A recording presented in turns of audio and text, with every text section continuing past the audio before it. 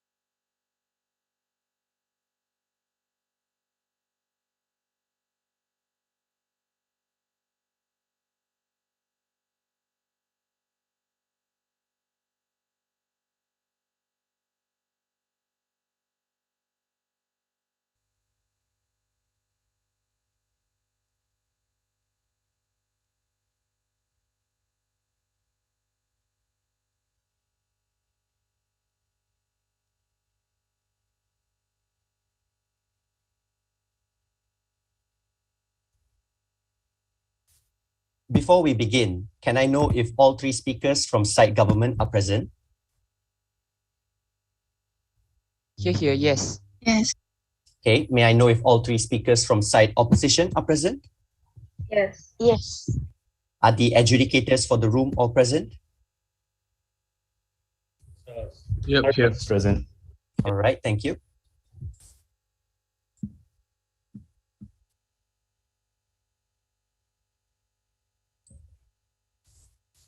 Ladies and gentlemen, good evening. I'm very pleased to welcome you to the grand finals of the 7th MyPSA National Pharmacy Debate Competition 2021. This debate will now come to order. Representing the government side for today's debate is Team UKM, and representing the opposition team will be the team from Taylor's 2.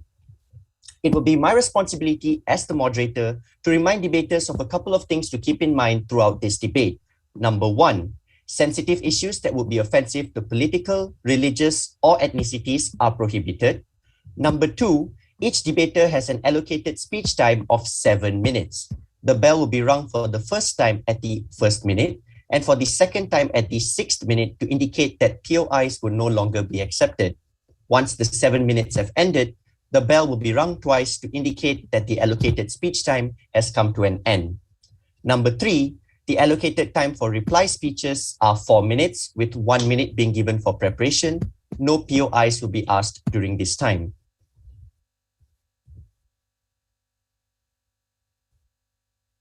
With that, ladies and gentlemen, allow me to open up the floor for today's debate by inviting the Prime Minister to open up the case for site government on today's motion. This House would prefer that the state gives monetary rewards to those who accept vaccines instead of punishing those who refuse vaccines.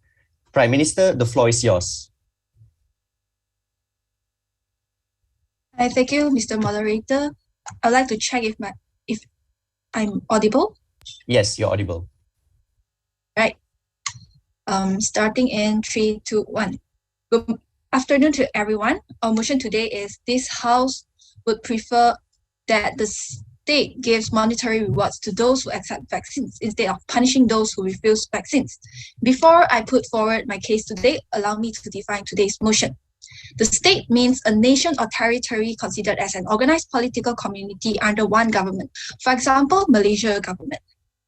Monetary rewards means rewards relating to money or currency. On today's motion, we set the monetary rewards as tax reduction. And accepting vaccines means they are willing to take vaccines and are fully vaccinated. And the vaccine we refer to is the new developed vaccines, which is COVID-19 vaccines. By punishing, it means that inflicting a penalty or sanction on someone. For example, sending them to jail or fining them. And refuse vaccines means they are unwilling to take vaccines due to certain reasons, be it be health reasons or hesitancy. So the motion is that we, the government, would prefer to give monetary rewards instead of punishing those who refuse vaccines. And the discussion of vaccines will be focusing on vaccines during the times of pandemics, severe health crisis, which is the COVID-19, because people are hesitant, especially on newly developed vaccines. Thus, encouragement is needed to make them get vaccinated, as there is an urgency to increase people being vaccinated to achieve herd immunity and curb the health crisis. The current status says that you have to get fully vaccinated to dine in and travel. So today, I, as the first speaker of the government team, strongly believe with the motion that we prefer to give monetary rewards to those who accept vaccines instead of punishing those who refuse. And the debate today is to make sure which method is better to motivate the citizens in getting vaccinations. The government is willing to give money in order to achieve herd immunity. We will be reallocating budget, which we will take budget from tourism, because in COVID-19 pandemics, we will not be advertising tourism as much, such as Cuti Malaysia. So we will be allocating the budget from small sectors that are unimportant during this pandemic to the monetary reward, which is the tax reduction. In order to get the reward, we'll set up a website for the citizens to apply for tax reduction. You will need to show your fully vaccinated vaccines digital certificate as evidence. So our mechanism is as such. And while giving rewards, we will educate them. Like, this is just like how your teacher will give you a candy when teaching you in kindergarten, when you did a good thing. So you are more motivated to improve and willing to listen to your teacher. So the monetary reward is aimed to encourage them to get vaccinated as soon as possible.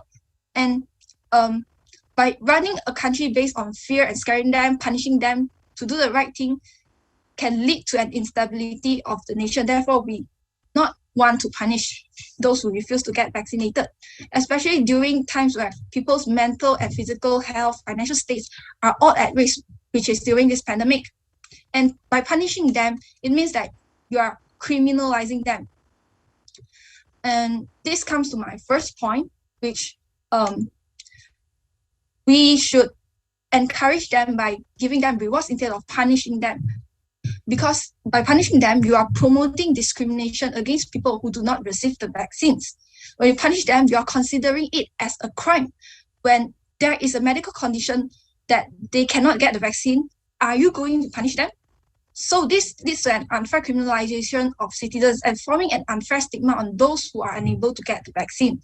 And people may be shame them since that's what the government would be fostering. The idea that non-vax people are subjected to punishment. So they might have hard time finding a job. The employer might not want to employ them because, oh, you are not vaccinated. And it is also a form of oppression. It will lead to backlashes and even protests. So why protest? Because the citizens, they feel unfair. The government is forcing them, but not telling them why. For example, I can give you an example in United States. There are conspiracy theories filling up with vaccination, causing them to not trust the government, what the government say.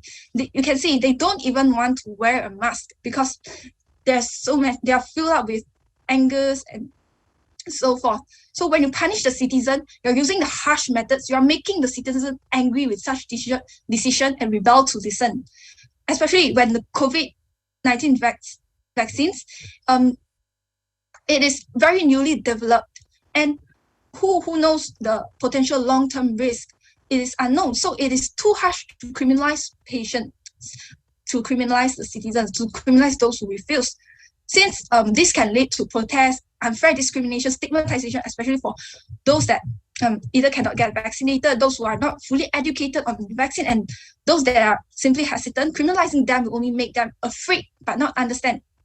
So with that, I would say education is the key player in equipping them with the necessary information so that they can make responsible immunization decisions. And by giving them monetary rewards, we are simply encouraging them and running the country based on understanding and education. So other people may be shamed, those who have not gotten vaccinated due to their own personal hesitations, which may be due to lack of education, on the vaccine. So therefore, I would say that punishment is not the way to increase people getting immunization. It is by rewarding with monetary rewards. You'll be encouraging them. They are more willing to listen and understand why we want them to be vaccinated. And once again, before I end my speech, I would like to stress that this House would prefer that the state gives monetary rewards to those who accept vaccines instead of punishing those who refuse vaccines. With that, I'm proud to propose. Thank you. Thank you, Prime Minister, for your speech. Now, without further ado, I'd like to invite the Leader of Opposition to begin the case for their side. Here.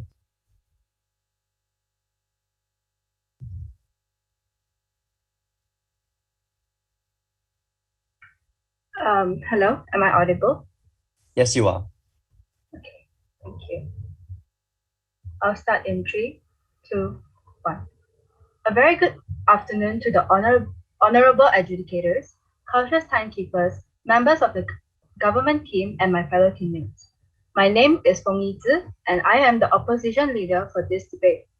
Today's motion states that this House would prefer that the state gives monetary rewards to those who accept vaccines instead of punishing those who refuse vaccines. We, as the opposition believes that this motion must not stand. So, before I put my case forward, I would like to agree to the definition of monetary rewards that monetary rewards are financial rewards. However, I would like to point out that monetary rewards are not just limited to tax reduction. Moving on, we today as the opposition team will tell you why this motion should not stand with a few points.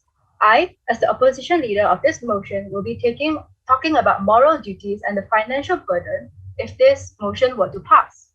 Next, the deputy leader of the opposition will talk about why monetary rewards won't work and the long-term solution for this motion.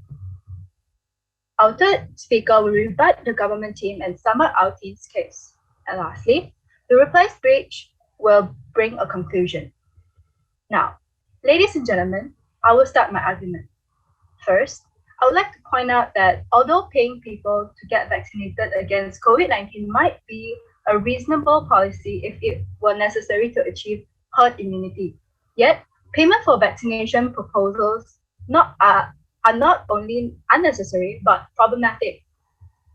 People have a moral duty to be vaccinated, including a duty to promote their own health, a duty to others to promote the community benefit of vaccination, and a duty to society for individuals to do their fair share in putting a stop to the pandemic.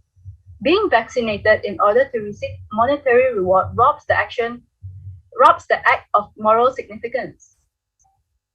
Moving on, paying a substantial sum as an incentive to overcome vaccine hesitancy and to promote vaccine uptake is not a prudent investment.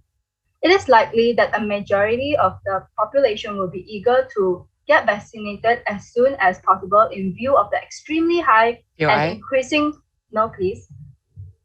number of COVID-19 infections and COVID-19 related hospitalizations and deaths. Moreover, some of the documented reluctance may naturally dissipate as individuals observe others, like trusted figures being vaccinated without adverse health effects, and as reports of vaccine-related adverse effects remain quite rare. Accordingly, it would be a substantial waste to pay millions of individuals who are already highly motivated to receive the vaccine without expecting or seeking an incentive payment, and also to those who require only assurance. Do you think your tax reduction plan still stands? You need to be aware that there are opportunity costs associated with using money for cash incentives. Some of the proposals for paying people to get vaccinated will come with high costs, possibly requiring billions of money. Don't you think the money would be more efficiently spent addressing the pandemic in other ways?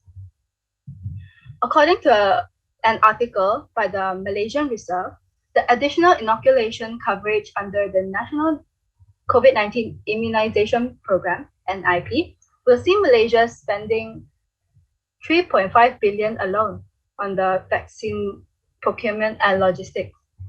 In April, Finance Minister Tengku Zafrul Aziz confirmed that the 3 billion ringgit allocation he announced last November for COVID-19 vaccine was never slotted in the country's 2021 budget. Instead, the overall 5 billion allocation for the National COVID-19 Vaccination Program, including the 2 billion increase from the Permerkasa Economic Stimulus Package, will be taken out from the National Trust Fund. So, as you can see, the government has spent billions on the vaccination procurement and logistics alone. With that being said, are you expecting the government to carry even more financial burden by providing monetary rewards to every single vaccinated individual? And carefully think, if this motion were to pass today, how long do you think it can sustain? Funds allocated to various different sectors could be pulled, and worse come to worse, the allocations to the healthcare sector could also be pulled. Yes, we face a problem with motivating a minority of the public. Giving monetary rewards, however, is not the solution. This is why my house firmly rejects the motion that this house would prefer that the state gives monetary reward to those who accept vaccines instead of punishing those who refuse vaccines. Thank you.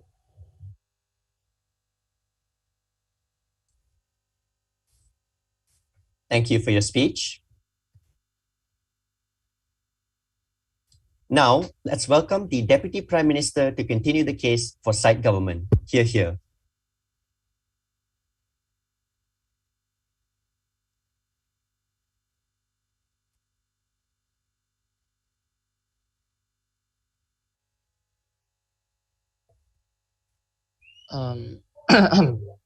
Sorry, am I audible and visible? Yes, you are. Okay.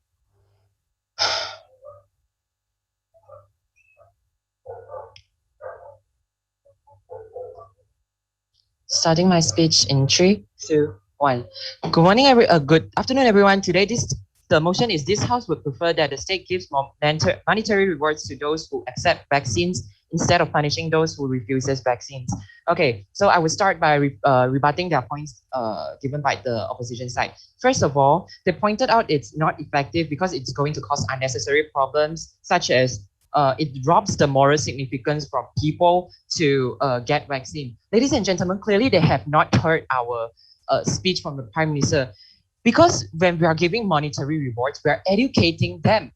We are coming in with a complementary education program. So today, we are instead cultivating this kind of moral obligations into these people. So people would be feeling like, oh, it's my responsibility. It's so beneficial to get this kind of vaccines. So it's in terms of moral obligation, I believe our case wins. Let's take a look at the next part. They say that it's not fair to the people who are already highly motivated, because many people are already highly motivated and there shouldn't be a monetary reward for them.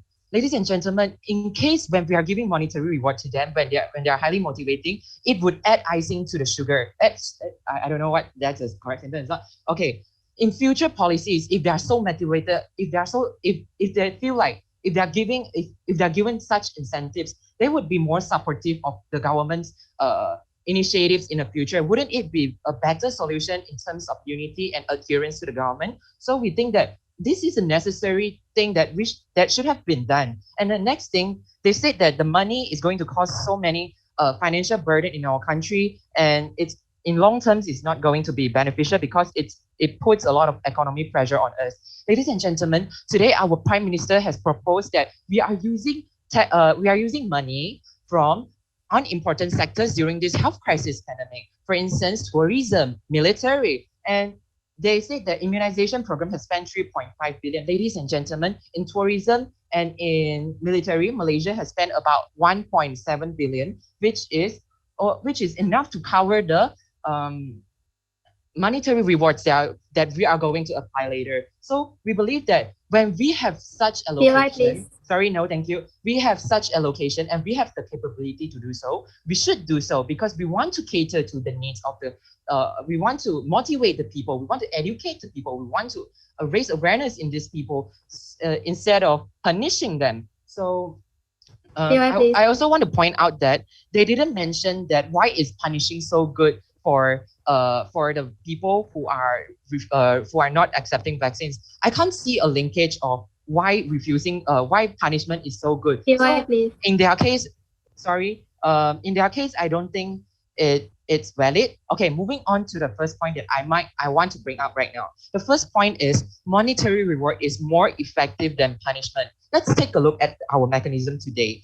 Our mechanism today is an extra encouragement to people to go for vaccines. And there comes education, there comes advertisements to promote benefits of vaccine. People are going to understand this. Why should we go on a vaccine? And the stakeholders today are the many people who are living in underdeveloped rural areas, or they are simply uneducated, or people who are in doubt just because the vaccines are questioned in terms of effectiveness. So in order to cater to these stakeholders, we have been given two options today. One, motivating them by giving monetary rewards. Two, by giving punishment. So let's take a look. Why is motivating so good?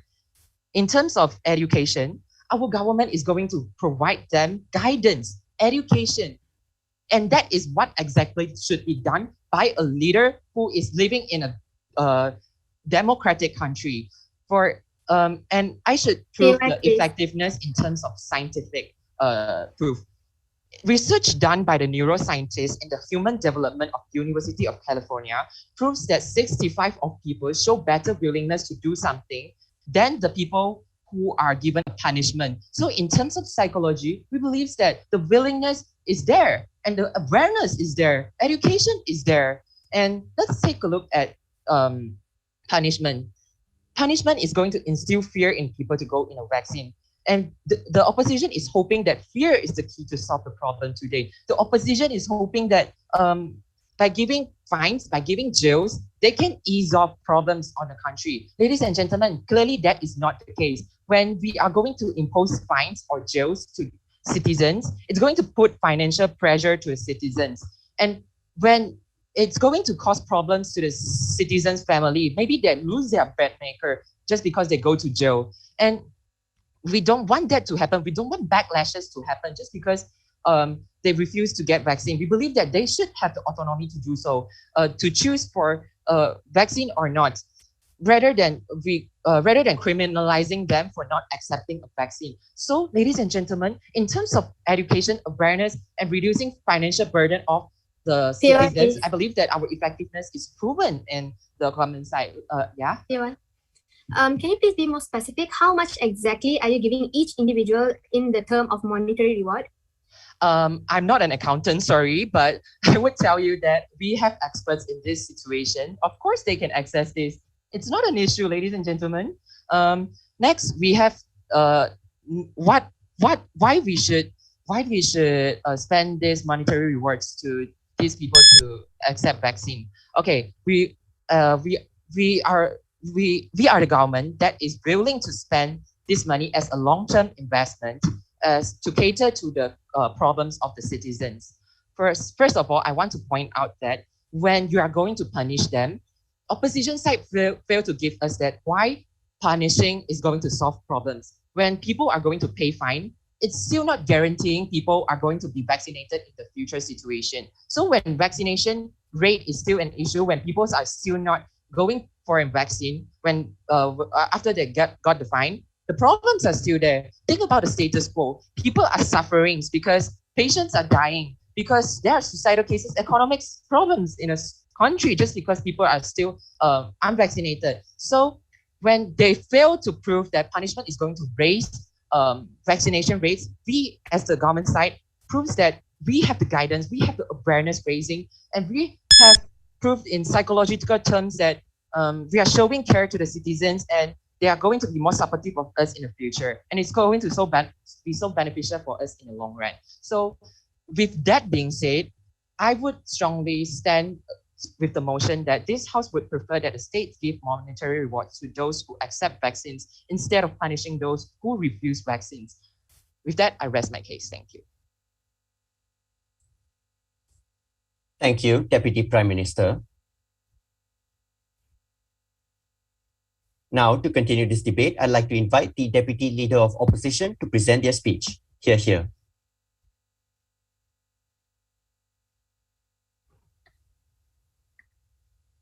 Hello, am I audible? Yes, you are.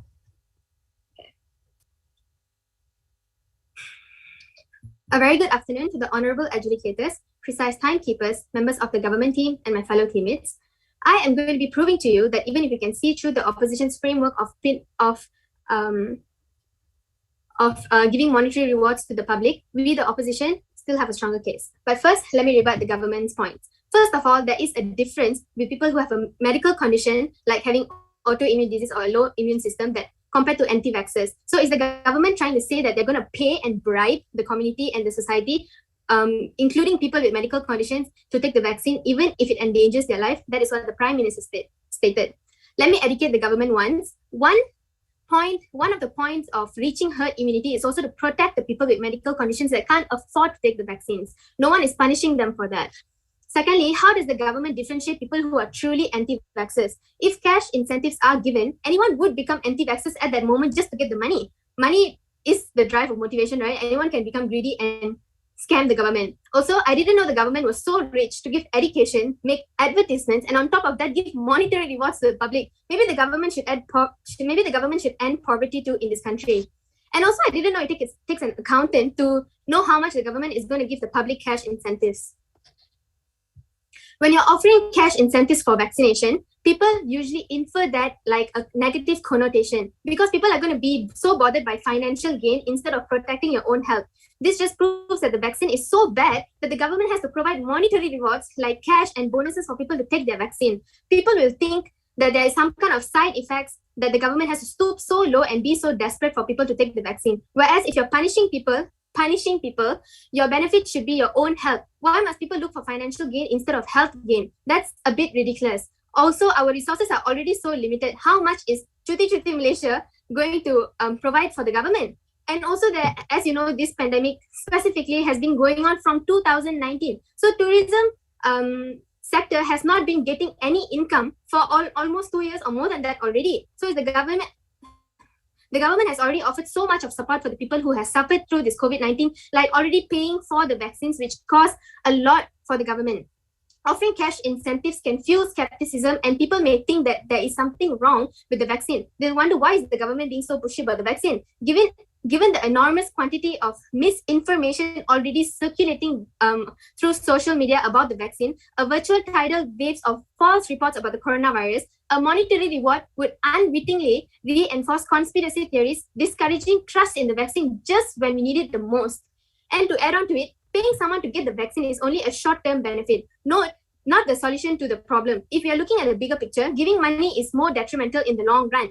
People will have a lot of conspiracy theories saying, why is the government paying people to get the vaccine, or like, why is the government being so shady? That there will be a lot of spam going around if you follow the government's framework.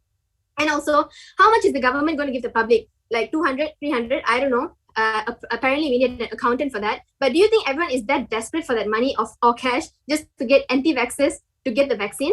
It takes more than that. It takes the power of knowledge to turn this around. It is like the government. It's like the government is bribing the public just to get the vaccines by giving monetary rewards. And this leads me to my first point.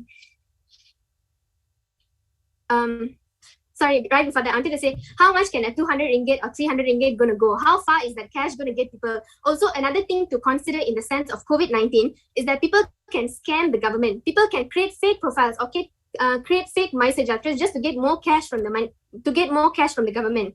How can you guarantee that people can't make fake profiles to get money? This will only happen if we follow the government's framework. People will get greedy and putting their life in danger. They may take the vaccine 2 or 3 times just to get the cash more from the government, which will put their health and their life in danger, which is more detrimental. So is the government going to analyze 32.7 million people that are going to get the vaccine? Are they going to analyze each and every MySejahtera accounts? I really don't think so. So do you see how counterproductive the government's framework is? Also, I have a question for the government. Are they going to keep putting money and taking resources for every dose of the vaccine? For the first dose, second dose? Also, why are they only... Yes? Are you saying that if you're punishing them, you're not going to use any money to employ people to execute this? No, I will get to my point later. Yeah, you don't have to pay her. I'll get to my point about the law after this. Are they gonna keep taking out money if there is just say there's another pandemic that's gonna occur in this country after this? Are they gonna keep giving money to anti-vaxxers? And anyone will just become anti-vaxxers at that point of day. And this leads me to my first point, the long-term solution to this chaos. The solution is that we need to tighten and regulate the law. The law governs the people. We have the law that governs the country and the community in it.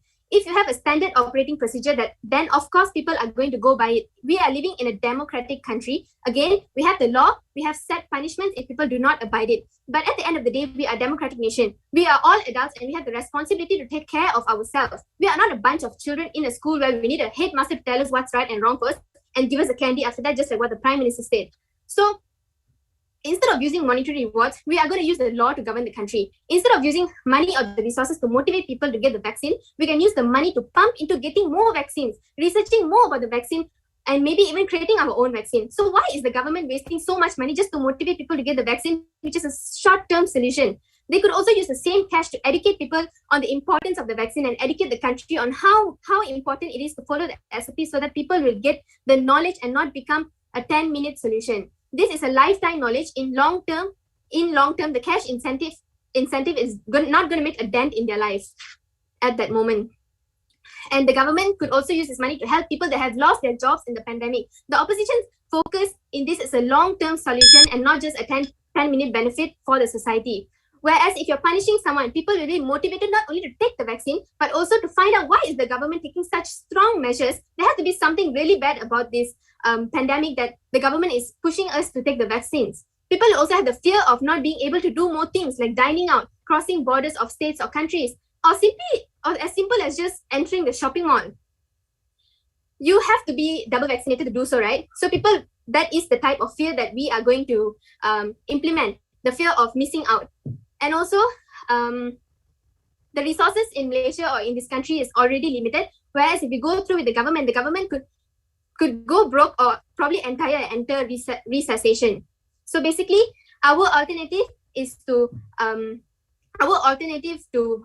solve this problem is to tighten and regulate the law, make sure people follow more SOPs, and that is, they are using reverse psychology for people to get vaccinated, and that is why when the government recently have loosened the SOP, the vaccination rates are getting higher and higher nowadays. So I think it's proven that with the opposition side, we have already proven that the government's framework is counterproductive. Thank you so much. Thank you, Deputy Prime Minister, for your speech. Now we would like to invite the government whip to respond to the case brought up by the opposition. Here. Am I audible? Yes, you are. Okay. Starting in 3, 2, 1. Salutations to all. I, as a government whip, will be rebutting the points given by the opposition, mention the flaws, clashes, and also emphasize the points given by our side. First, I will start with my rebuttals.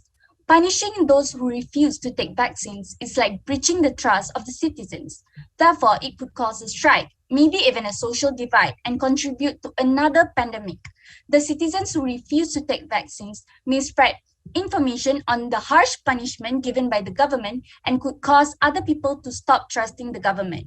They may think that they are forced because it is some sort of test. Like what happens if you read the news about the Orang Asli, they refuse to take vaccines because they think the government is using them as lab rats. So do you want to punish people before educating them? Because they don't know about that. So they should be educated before punished.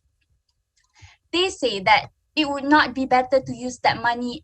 Wouldn't it be better to use that money to address the pandemic? Yes, that is what we are doing now. We are curbing the pandemics by using the monetary rewards to reach herd immunity. Therefore, we can boost the economy. We can open back all the sectors and revive the country. That's what we're doing. And then they also talk about moral duty. Their leader of opposition talk about moral duty. There's no instilling moral duty when you punish anyway. You are just forcing people by punishing them. And also they say about bribing. To be clear, we are giving incentives, not bribing them. They are saying anti-vaxxers can want to get vaccines just because of the rewards.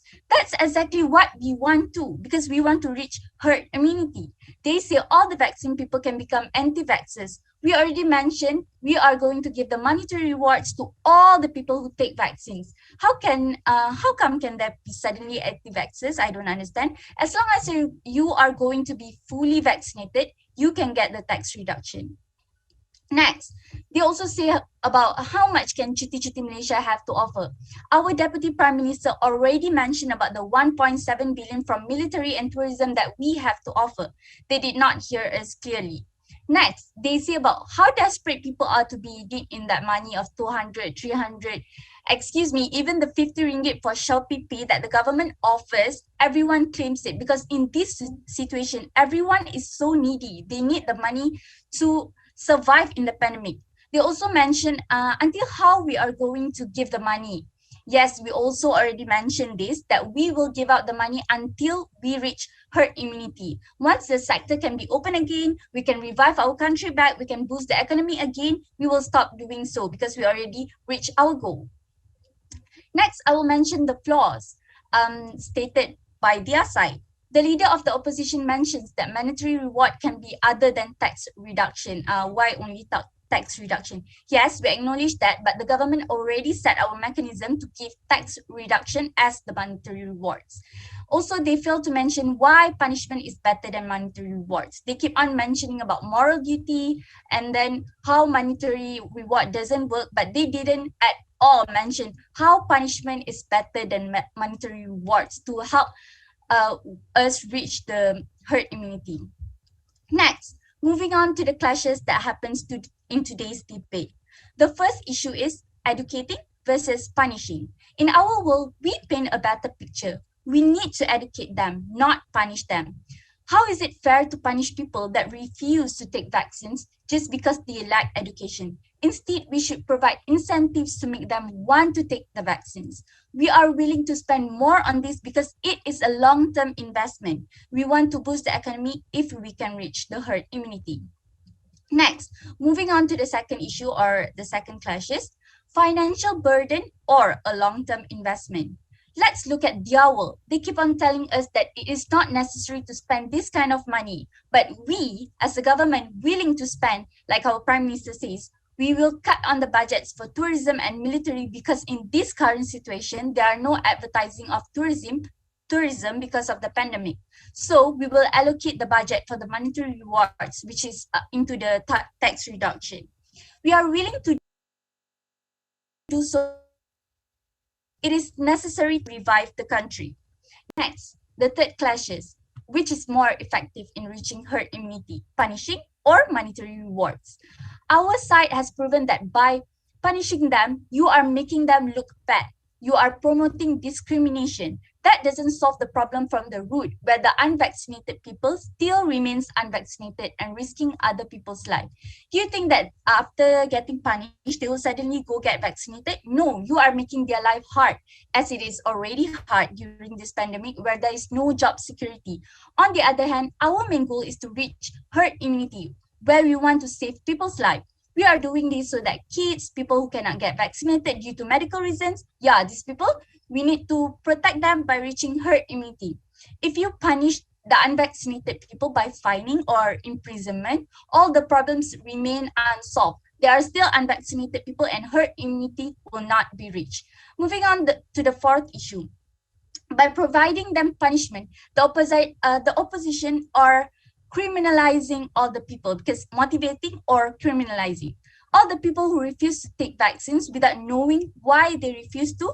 Is it because of a lack of education? We educate them. Is it because of medical reasons? Is it because they really do not want to? Then our side chooses a monetary reward to motivate them.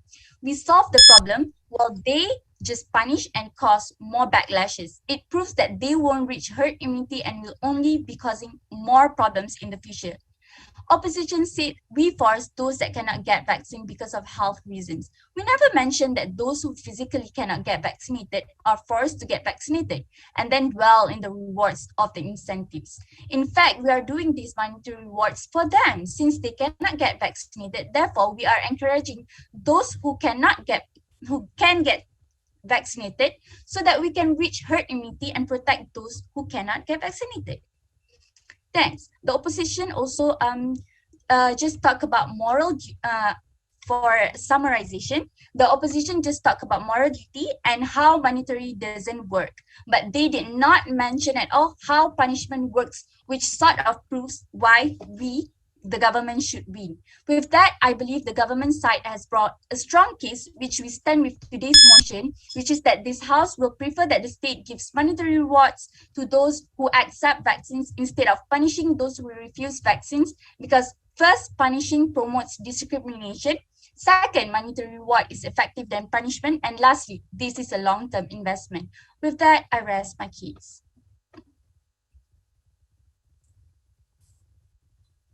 Thank you. Now, we would like to invite the opposition whip to present their speech. Here. Sorry, is there a 1 minute prep time for that?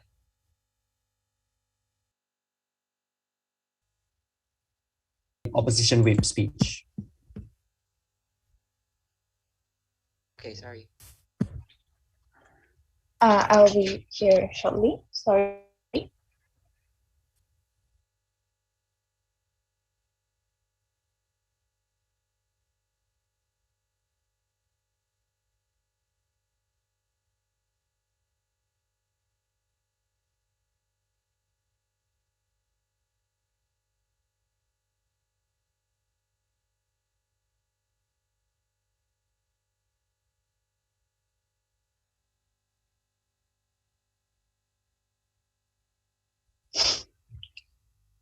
Sorry for taking everyone's time.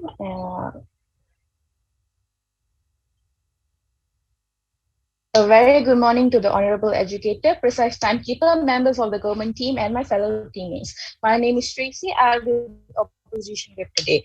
I'll be first rebutting the points of the Prime Minister and the Deputy Prime Minister. I'll also be backing my opposition leader and opposition deputy leader. Give my reasoning why their points is bad. Our points is better than compared to the government. The government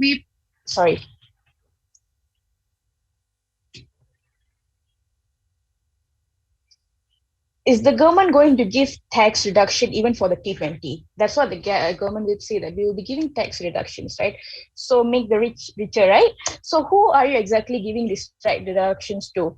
Is getting tax reduction going to feed the already poor? No, it's not. How many percentage of B40 really have to pay for tax, the amount of big sum of tax? How many ringgits are you going to reduce? Because subsidies are already provided for B40 with a lot of kids and who are not able to work, and subsidy are already provided for their tax. Then it doesn't need to be more reduction for the B40. So who is getting this tax reductions really? And education doesn't have to include tax deduction. I don't think I went to school because my whole school education was because I got tax deductions. I went to school because I want to get education. And people will want to get educations if we provide it in a proper manner without having to give them money. The PM has said we can't use punishment to make people adhere to taking vaccines. But we are not saying to jail people who are taking vaccines, who are not taking vaccines. We wouldn't just including them in the endemic move our country is going forward with. Where we are only going lenient for SOPs for fully vaccinated people as a reverse psychology for non-vaccinated people. It is not a direct punishment where you get whipped or you have to pay this much of fine or you have to be jailed. No, it's a reverse psychology that we have been implementing throughout this MC order. Punishment isn't only about fear mongering. It's also making people feel left out. There isn't a mandate in Malaysia yet about terming unvaccinated people as criminals. So we are not going to make them as criminals. We are not encouraging harsh punishments. No one is being criminalized here. They are just not allowed to enter certain places of work or entertainment for the most. One will be criminalized to the point they are going to lose their job. As you can see in Malaysia right now, teachers are refusing to take vaccines. But did they lose their job? No. A total of 2,500 teachers who reportedly refused to be vaccinated will be given other assignments and will not be allowed to conduct physical classes when schools reopen. Senior Education Minister Dr. Razir Gideon said there were several other tasks that can be carried out by these teachers. What factual evidence does the Prime Minister have stated by stating that unvaccinated people could lose their job if they are punished? The DPM said that along with monetary rewards, the people will also be educated about the topic. Again, why can't we choose to educate the people without providing monetary reward? Giving people too much sugar is just going to cause people get diabetes. Diabetes for the government. We are going to start amputation for the government funds. DPM mentioned about the military and traveling fund. Both of these are funding that is already being provided. Same as the healthcare funding that my ODF has stated that it has been already been funding. The monetary funding is going to add extra toll on the already failing Malaysian economy. This unnecessary funding towards the reward is not equivalent to military funding that brings protection for the nation and traveling fund, which actually brings us more revenue. Again, no one is mentioning about jail. Punishment is not just jail sentencing. He said the government will be educating the people to encourage us, as the PM stated. We would love to educate the people, but education doesn't need to include monetary rewards. Sorry, why are patients dying because why are the patients dying because they refuse to take vaccine? The country is opening up. You can conduct your economical activities once you're fully vaccinated.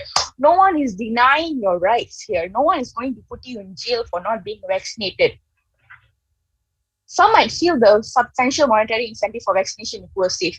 While this is a misconception that confuses an offer with a trap, there is a genuine ethical concern about the influence of such an incentive in decision making. Offering payment as an incentive for COVID-19 vaccine may be seen as unfairly taking advantage of those people who have already lost their job, experienced food, housing insecurity, or slip into poverty during the pandemic. COVID-19 has shone a spotlight on the substantial inadequacies of the social safety net in the world. People are struggling. You're going to give them tax reductions. That is not going to work. You know what will work? The BPN that the country is providing, Bantuan Prihatin National, where people of the B40 community and the families are being given incentive packages for their needs that will help. no, you're giving tax reduction for who? Again, like I said, for who are you giving this tax reduction? And a lot of people has lost their job at this time. According to Human Resource Minister Datuk Sri M. Saravanan, since the movement control order was implemented on March 18 and until November 27, 99,696 Malaysians has lost their job.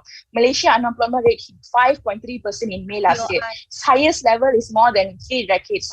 Year on year, the number of employments only rose. So people are unemployed. So what taxes are they paying for if they're unemployed? Rather than the money being spent like that, people of our nation could be provided, like I said, bantuan prihatin rakyat. Or most of the COVID-19 vaccination hesitancy is rooted in concerns such as warp speed development and approval of vaccine prioritization, even in denial that pandemic is real. It is unclear that offering incentive payments can or will overcome apprehensions like this. Rather than cash incentives, might reasonably be accepted to heighten these apprehensions or raise new ones. As offers of payment are often understood to signal that is a behavior was undesirable or risky.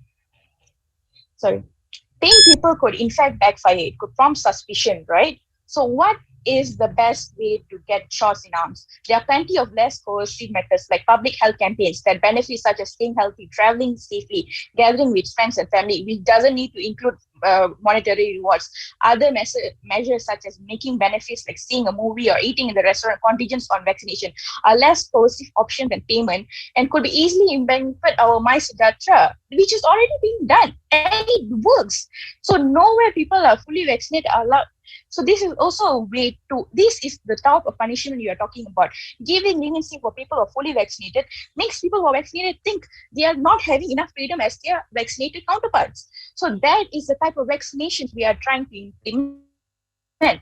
We could give them education, so we can give them offsetting transportation fees for them to go to the vaccination center. We have many ways other than just jailing them and imprisoning them. We just don't give them money for free for just doing their equal rights as a human. Thank you.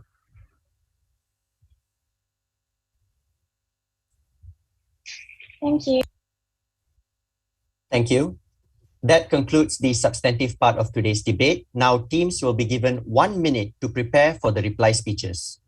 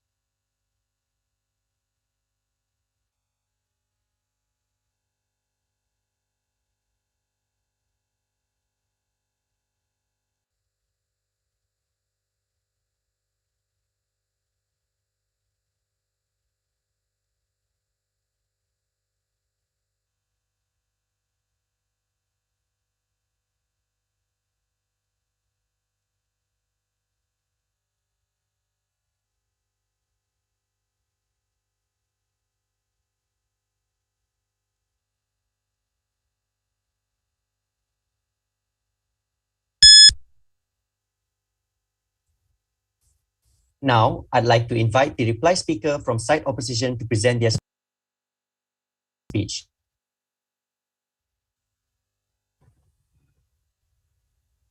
Hello, am I audible? Yes, you are.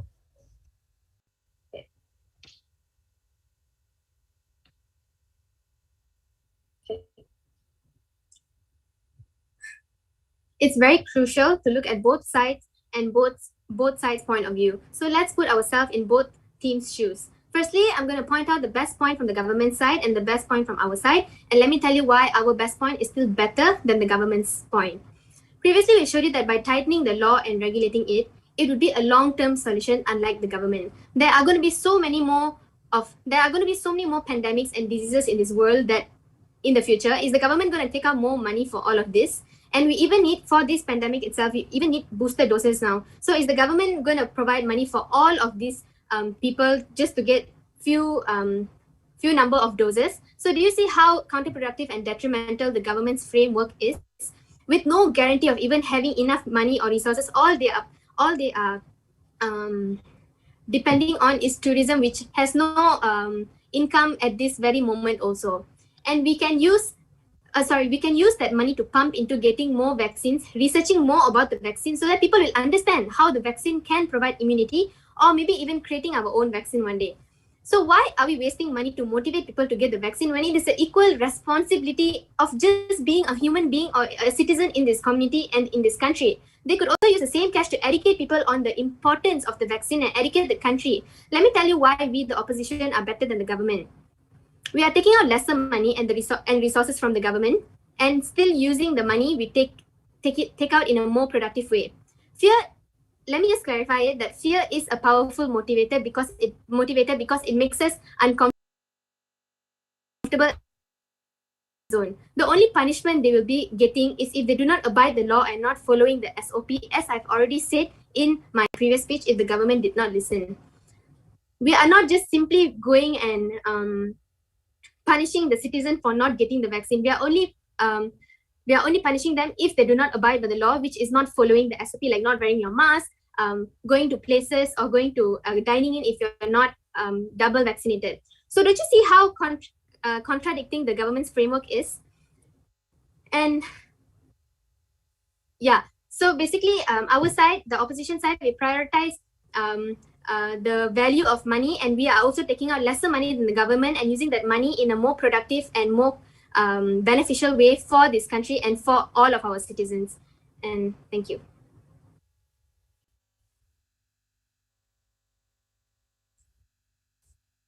Thank you. And now to conclude today's debate, I'd like to invite the reply speaker from side government. Hear, hear.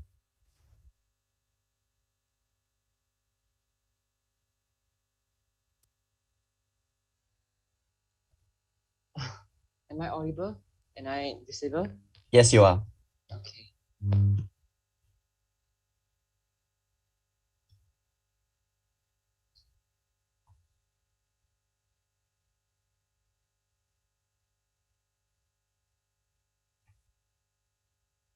Good afternoon, ladies and gentlemen. Today, the topic is this House would prefer that the state gives monetary rewards to those who accept vaccines instead of punishing those who refuse vaccines. Okay, so let's take a look at the mechanism given out by both sides before we proceed to the arguments. So let's take a look. What would we imagine yourself as a citizen in the world that you are living in the opposition? Okay, take stakeholders, for example. The stakeholders today are people who are uneducated, misinformed people such as anti-vaxxers, and people who are already complying with these vaccines. So in this world, what are the stakeholders going to face in their world? Punishment. What kind of punishment? Their mechanism come out at the third speaker telling us that punishment is in the form of not going to cinema, not going to recreational places, and they fail to prove to us that this kind of punishment is going to create an impact to the society and create an impact to prove us that punishment is going to increase the vaccination rate, ladies and gentlemen. By comparing in terms of impact, yes, we are going to create a larger impact. When there's lack of analysis, our side provides sufficient analysis about impacts of giving monetary rewards to people. First, we talk about the psychology impact. 65% of people, as I mentioned, is more willing to do so, to do something when a reward is given rather than a punishment. Next, I talk about the awareness. When awareness is there, people would be understanding what is going on. And I don't see is going to create an awareness in people. How is punishment going to cause people understanding and listening to what are you saying? And they are saying that, okay, so in terms of impact, I think we've won in terms of getting more people to be vaccinated. And next, they're talking about it's going to be very counterproductive to us because obviously they talk about Malaysia is so broke that Malaysia cannot afford these problems, but they have the money to go to research about vaccine. They have the money to create their own vaccines. Yeah, very good. Yeah, for these vaccines, what are you going to do? What are the effects? They didn't prove it. How is it productive? No analysis. Ladies and gentlemen, our analysis on how is it productive to the country is we say that it's going to reach herd immunity in a faster pace when they believe that anti-vaxxers are going to vaccine due to the incentives. And many people are going to be educated. And with that being said, we are being productive, and opposition come out and keep on pointing us that we are not productive, we are not productive, we are not productive. How is it not productive? The linkage is not there, and we are not seeing that. Why isn't we doing any job? Because in our prime minister's speech, we clearly mentioned that we have enough funds to do so, and we have the capability to cater to the monetary rewards. And why is it necessary, ladies and gentlemen? Today, moving on to the arguments on both sides, we said that if we want to spend this as a long-term investment to show that we are caring enough to the society rather than causing more backlashes and punishment to the society. In their world, if you are uneducated and you don't know about vaccines, you are going to be punished just because you don't receive the enough information. Yeah, that's so fair for government to do. That's what a capable government to do, ladies and gentlemen. So let's take a look at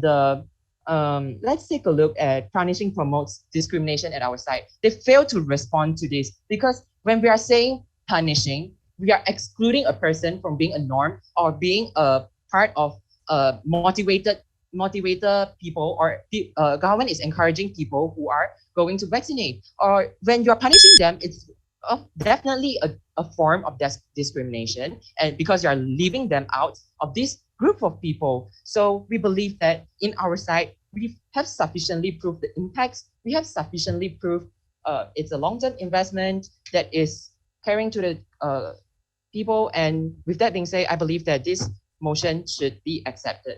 Ladies and gentlemen, thank you.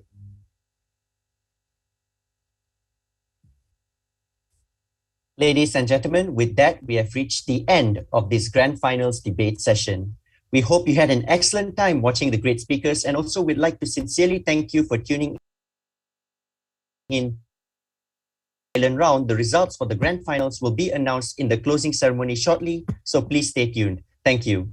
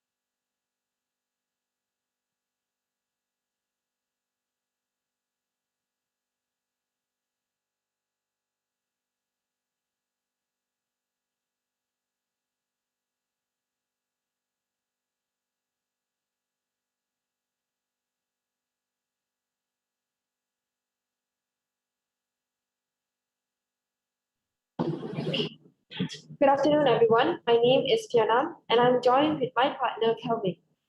Welcome to the last session of the 7th MyPSA National Pharmacy Debate Competition 2021, the closing ceremony. We would like to start off the closing ceremony with the National Anthem. May I request all of you to rise for the rendition of the National Anthem.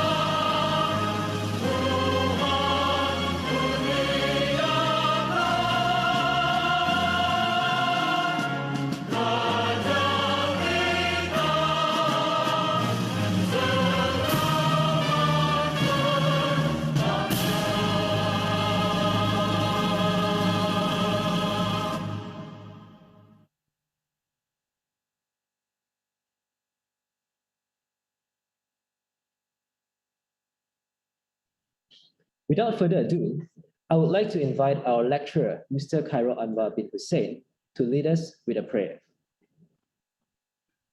Thank you, Calvin. Am I clear? Can people hear me?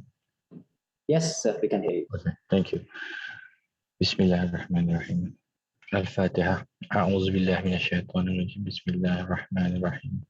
Alhamdulillahi rabbil alamin arrahmanir rahim maliki yaumiddin.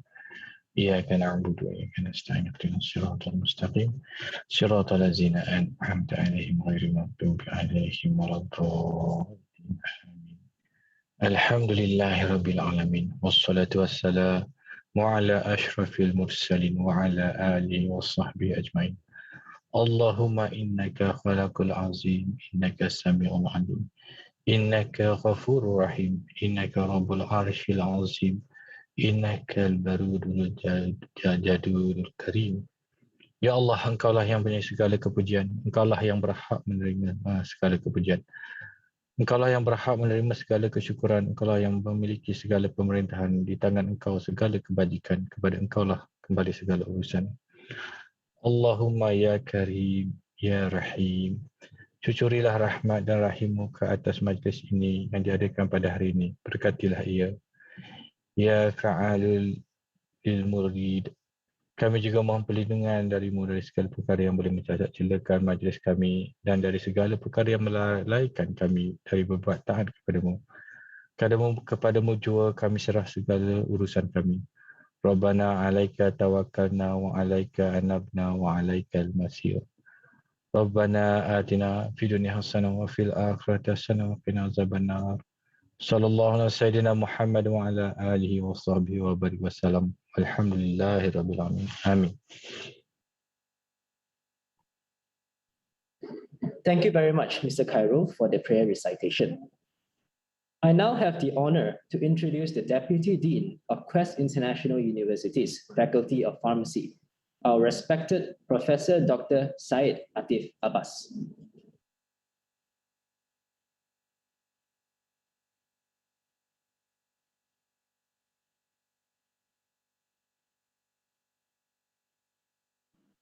Thank you very much, MC. Thank you. Can you hear me? Yes, Doctor, we can hear you.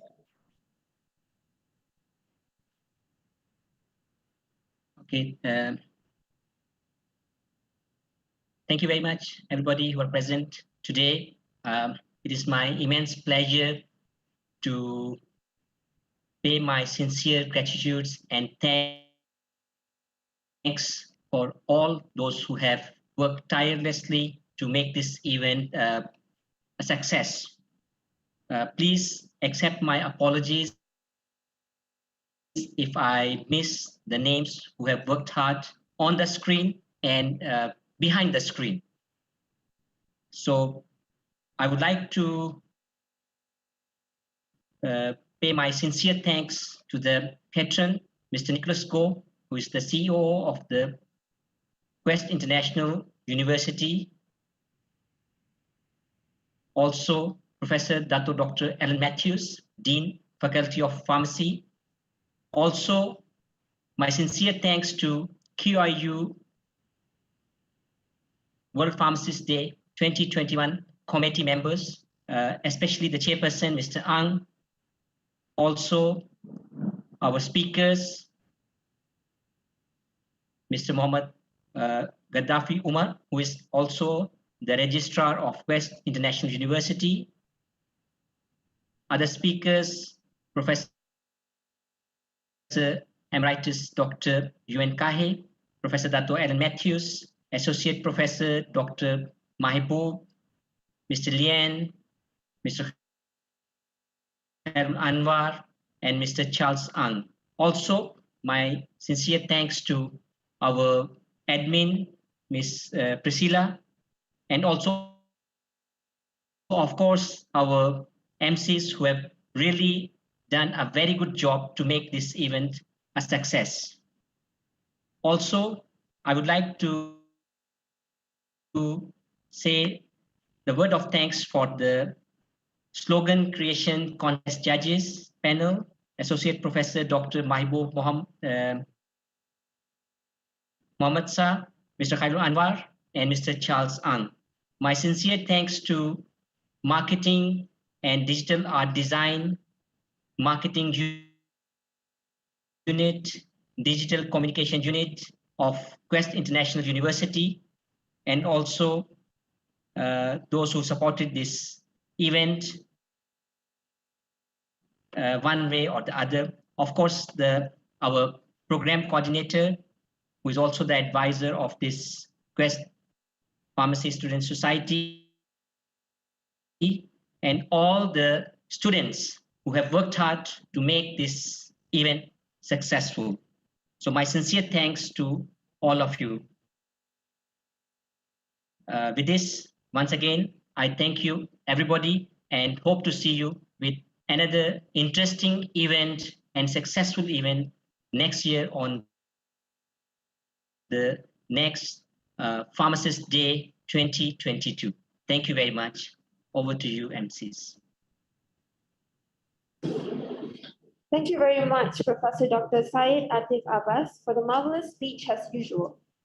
Now, allow me to call upon Associate Professor Dr. Vijay Kotra as a PAP advisor to say a few words.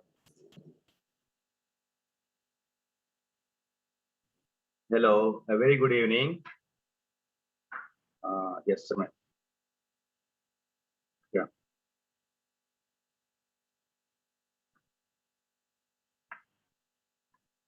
Just a moment, please.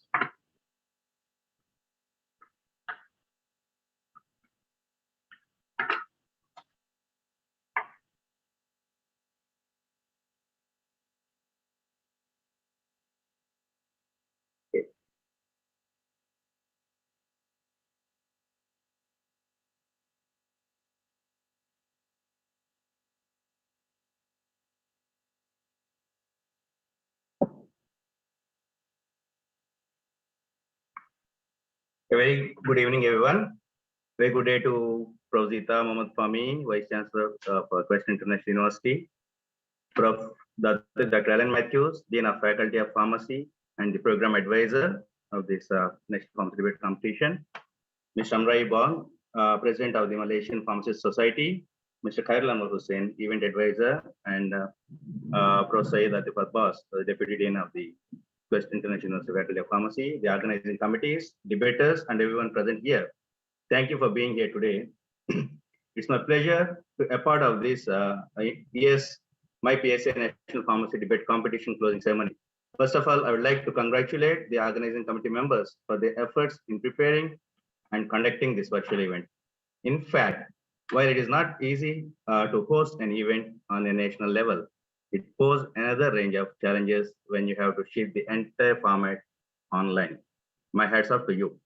Personally, I think the event has accomplished its main objective, that is to provide an engaging, learner-centered activity, leading students to be better critical thinkers. This event also helped them to gain broader knowledge, cutting across several disciplines beyond their normal academic courses. Soft skills enhancement is also one of the main purpose. I trust this event can certainly help these young leaders enhance their confidence and interpersonal skills. That being said, even though this event was conducted virtually, I believe this event is meaningful as a platform to foster better relationships among pharmacy students across Malaysia, as the physical interactions are very limited because of the pandemic. I also believe that participants who are listening in this session now is very excited for the award announcement coming soon. I just want to add that whether you have won or not, you are all winners. Thank you for letting me to speak today, for your support towards this grand event. Great job, everyone. Stay safe and have a very good day. Thank you. Thank you very much, Associate Professor Dr. Vijay Kotra, for your incredible speech. Last but not least, allow me to invite our chairman, Mr. Chan Yong Lee, for a short speech.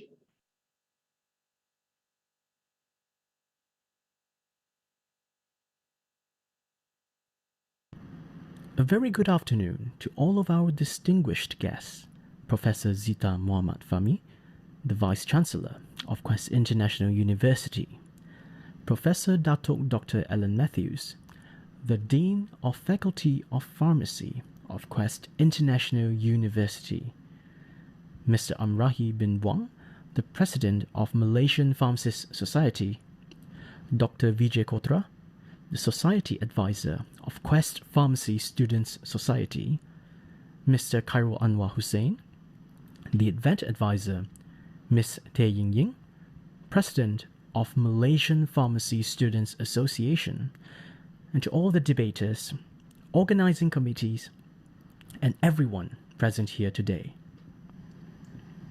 It is a great pleasure for me to deliver this speech at the end of this event. I am very grateful for having had the opportunity to organize this event together with the Malaysian Pharmacy Students Association. I am delighted to witness such a large turnout today and the participation throughout the 4 days. The debate competition was outstanding. Well done to all the participants and the organizing committees. As mentioned before, this year's theme of the competition is cultivating minds for exceptional healthcare practice, as the aim is to trigger out-of-the-box ways of thinking in students when solving problems in healthcare practices. I'm very much surprised by the debaters with their debates. It was really good, and congratulations to all the participants, and a special congratulations to the winners. Before I end my speech, allow me to express my sincere gratitude to the Malaysian Pharmacy Students Association and the Quest Student Representative Council for their aid in making this debate competition a reality. Thank you, and well done once again to the organizing committees for this year's amazing competition.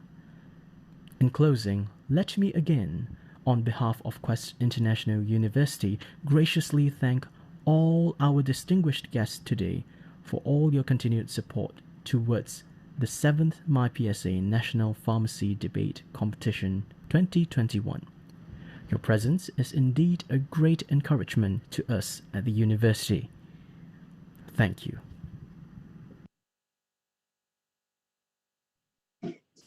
Thank you, Mr. Chan, for the inspiring speech.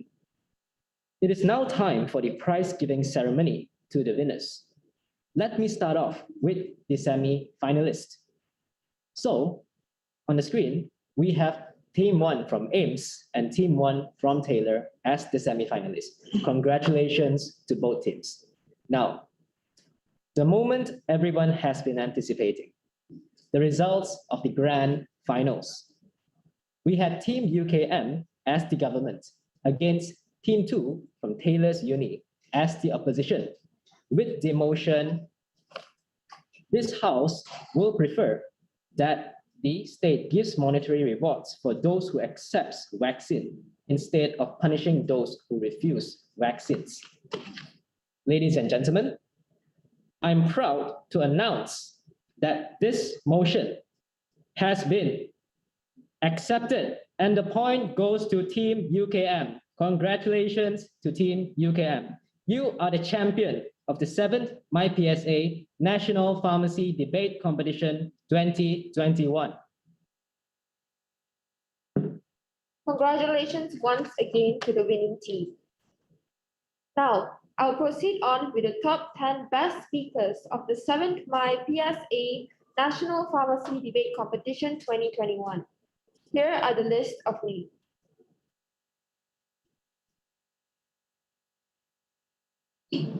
Up first, we have Ismail Adam bin Hasanukayakwin from IIUM Team 1.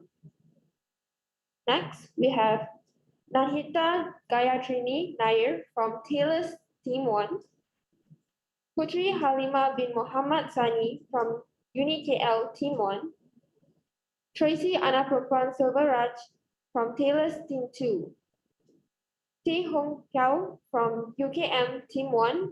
Vinodini Anak Perempuan Murgia from UniKL Team 1. Eng Jong Wei from Taylor's Team 1. Lydia Anak Perempuan Shahindran from Taylor's Team 2. Ong Weng Jin from QIU Team 2. And Simon Biot Anak Lelaki Victor Jayaraj from QIU Team 2. Congratulations to all the participants for giving your best shot at the competition. Ladies and gentlemen, the time has come to witness the summary of the 7th MyPSA National Pharmacy Debate Competition 2021. We have recorded it in a video montage for everyone to see. Ladies and gentlemen, please enjoy the video montage of the 7th MyPSA National Pharmacy Debate Competition 2021.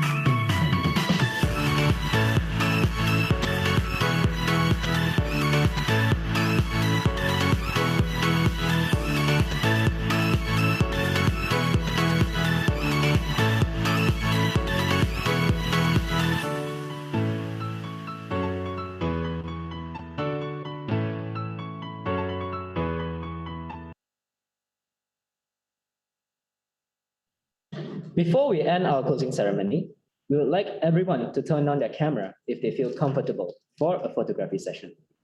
This is to commemorate the closing ceremony of the National Pharmacy Debate Competition 2021.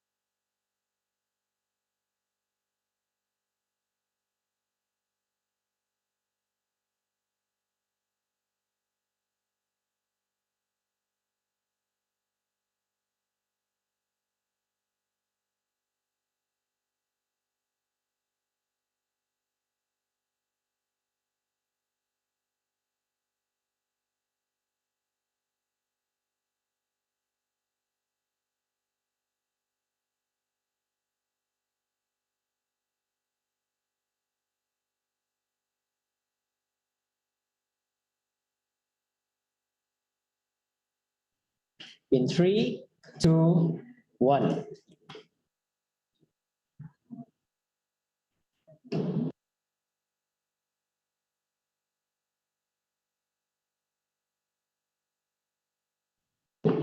We have officially finished the closing ceremony of the competition. Before you take your leave, we would like to thank everyone who has taken their time off to join our sessions. Your presence with us throughout the 4 days is what contributed to a successful event. On behalf of the organizing committee, we would like to extend our thanks to all the participants as well as the audience for their attendance. This concludes the prize giving ceremony of the 7th MyPSA National Pharmacy Debate Competition 2021. Thank you, everyone.